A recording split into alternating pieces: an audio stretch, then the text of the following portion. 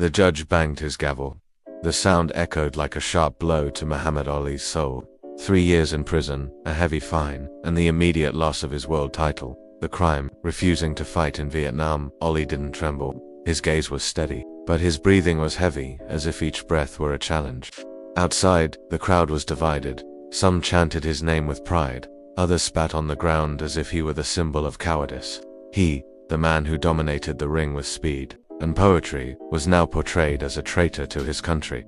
The newspaper headlines were relentless. Ali turns his back on America, from hero to national disgrace. Sponsors vanished. Invitations to events vanished. Longtime friends avoided his gaze. On the streets, people who had once asked for autographs now muttered insults as he passed. No matter how many times he repeated that his refusal was based on principle, because he didn't believe in a war that killed innocent people and sent young black men to die in the name of a cause that wasn't theirs, no one wanted to listen. The phone rang rarely. His home, once filled with laughter and visitors, now felt like an abandoned territory. The silence was broken only by the hate mail that arrived daily, its words sharp enough to cut through any pride. Still, Ali didn't give in. "I'm not going to fight the Viet Cong. None of them ever called me a nigger." The phrase, uttered in an interview, became fodder for his critics. But for him, it was the raw truth. Without a ring, without a title, without income, he began to feel the weight of his downfall. His training continued, but his body, without competitions, seemed to complain about the lack of a battle to fight. Sweat poured down his face, but there were no crowds to cheer. The sandbags were his only opponents, and deep down he knew that time was running out. The boxing world moved on, new names emerged, and his reign was already being treated as a distant past. One night, sitting in the kitchen, he heard the radio announce another world title fight. It wasn't for him, it couldn't be. His license was revoked. Indignation burned in his chest. He who saw himself as the greatest of all time was trapped in the role of spectator in his own history. But in that bitter silence, a plan was germinating. He knew that if he returned, he wouldn't be welcomed as a hero. He would be the man who betrayed his country, who lost everything, who should be forgotten. But there was something in him that wouldn't accept that end. The return wouldn't be triumphant, it would be bloody. He would have to step into the ring as an outcast, facing not only his opponent but the hatred of an entire nation. And maybe, just maybe, that was exactly what he needed. Because Ali didn't just want to win a fight. He wanted to prove that a man can lose everything and still hold his head high before the world. And as the night wore on, the kitchen lights casting shadows across the floor, he clenched his fists. There was no turning back. Either he would be reborn or he would die trying. The day of the announcement arrived. Muhammad Ali stood before the cameras, officially announcing his return to boxing. But the press conference wasn't a sea of applause and friendly flashbulbs. Journalists surrounded him with sharp questions, trying to turn him into a villain again. "Don't you think it's hypocritical to fight again for the same country you refused to defend?" a reporter asked with a wry smile. Ali took a deep breath, looked directly into the camera lens, and replied, "I don't fight for the government, I fight for the people. And I've always fought for my dignity." The phrase made headlines and divided opinion. When he stepped into the gym for his first public training session, the boos came before he even touched his gloves. Some fans threw coins on the floor, as if calling him a sellout. Others held up signs with "traitor" in bold letters. Ali didn't look away. He followed the ritual, stretching, rope, shadowboxing, and then heavy punches on the sandbag. Each blow felt like he was unloading years of silence and humiliation. He knew he was out of rhythm, but his hunger to fight was greater than any fatigue. The specialized press was unforgiving. Articles said he was finished, but his reflexes were no longer what they once were. Some compared his return to a desperate act, driven solely by the need for money.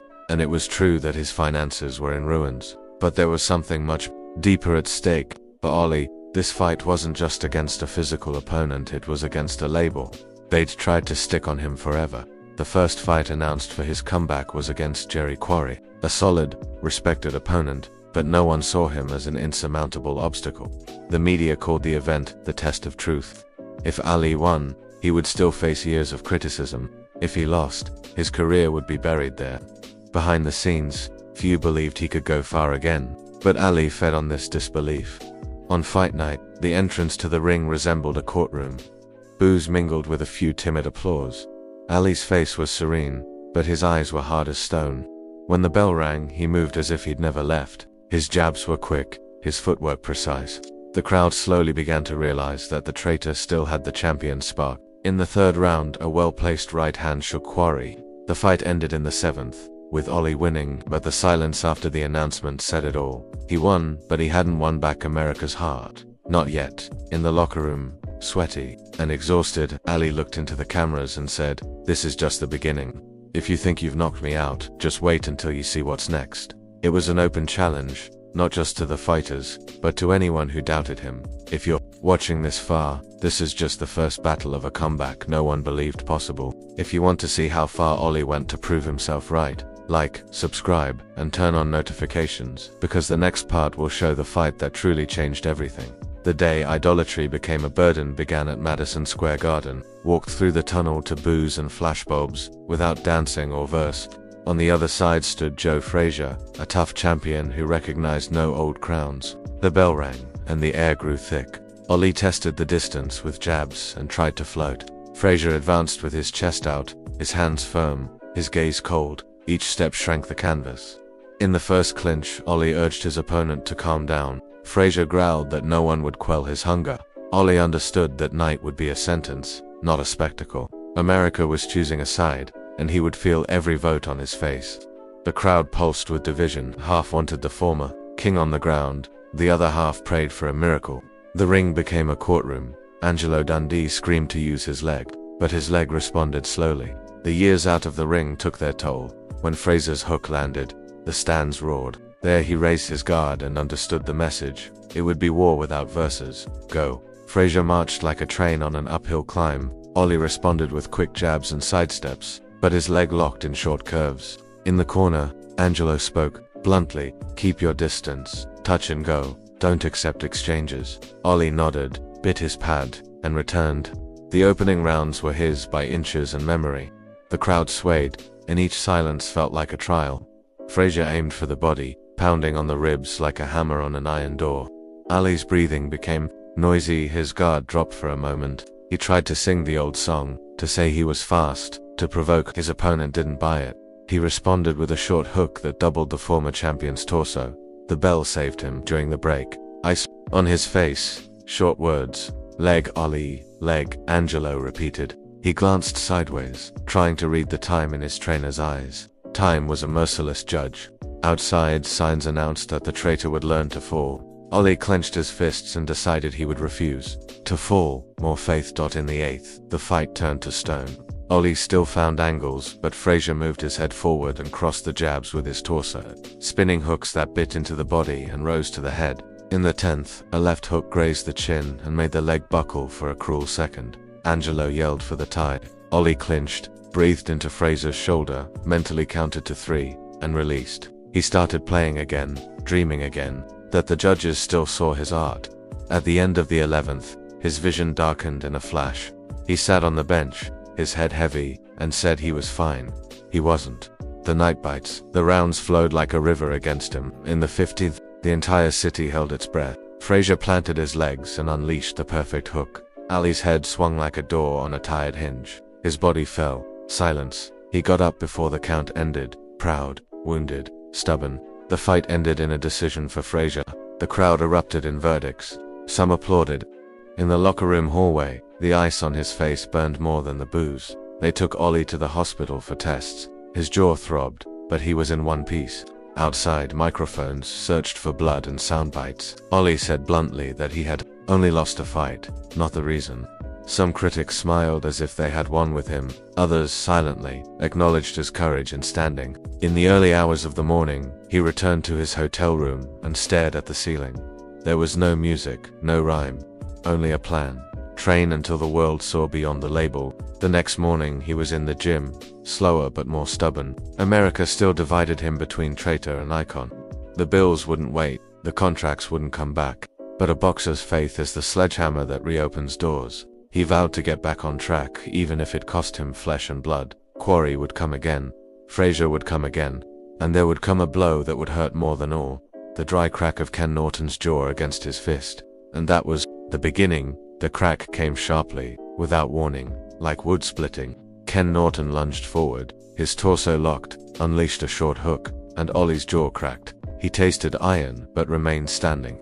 Madison Square Garden wasn't there. It was San Diego, a hostile ring, a crowd demanding a verdict. Angelo yelled for the tie. Ali shook his head, determined not to show pain.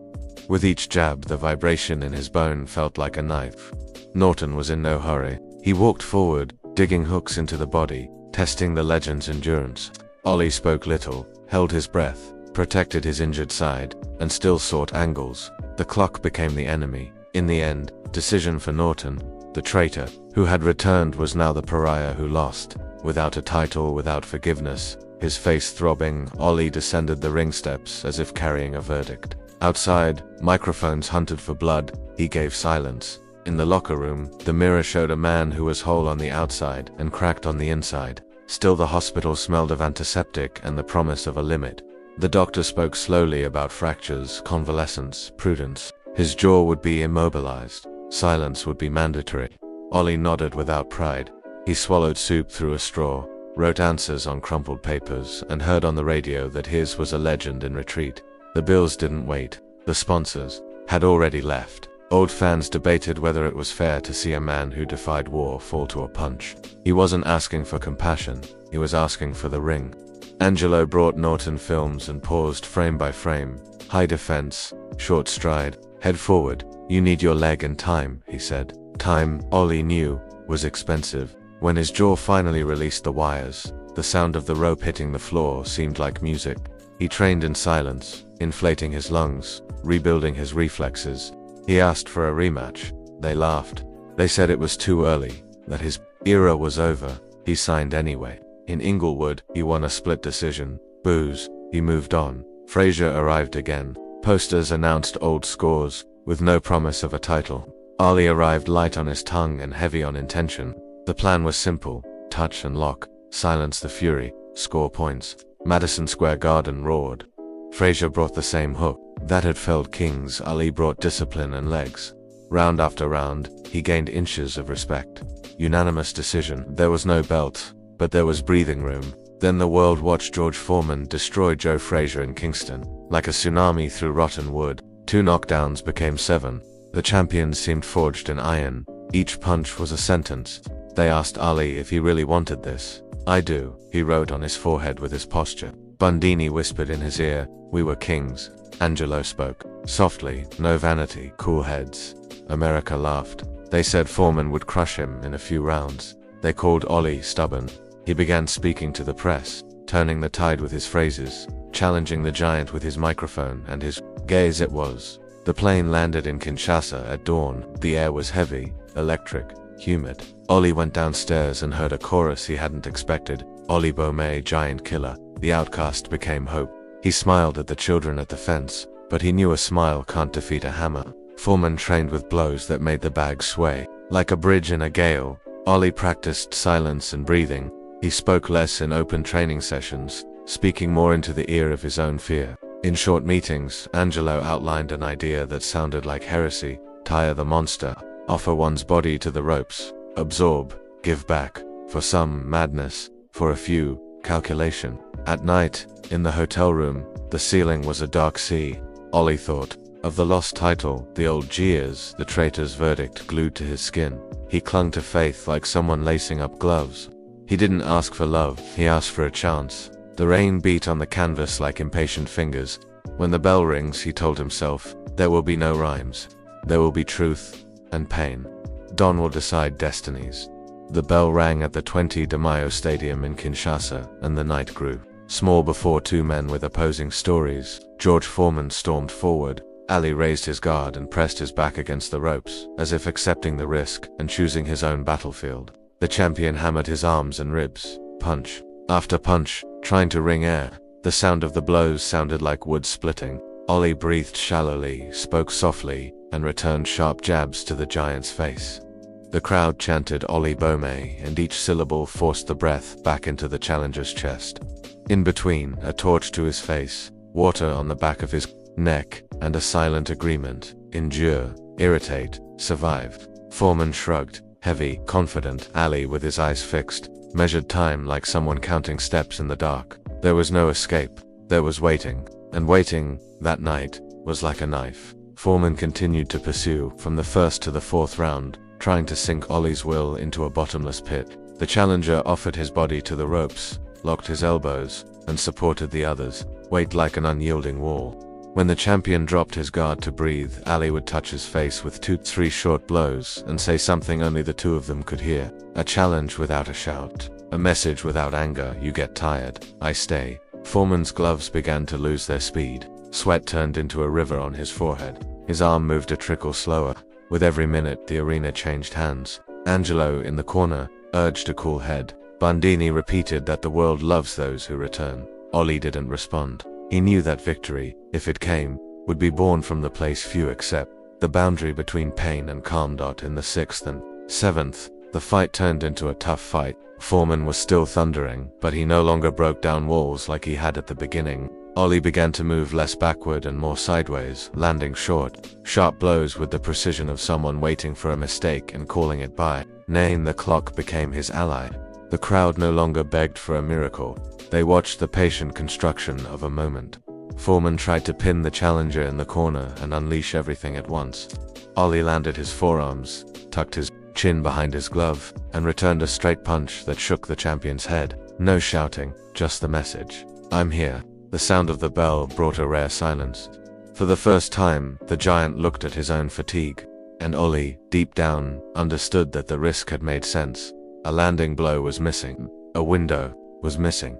The window opened in the 8th. Foreman entered wide, trying to shorten the gap with a spin that came from the ground. Ollie took a step back, then another, as if inviting and refusing at the same time, and unleashed a clean, quick, almost humble sequence. First a touch that closed the distance, then a full blow that twisted the champion's chin to the side. Foreman's body, until then a mountain, swayed as if losing its axis. 2 more blows and the world tilted. The champion fell slowly, as if time were stretching the ground to receive him. The count was a thunderclap counted on fingers. When the referee said 10, Kinshasa became a C. Ollie didn't run, didn't scream.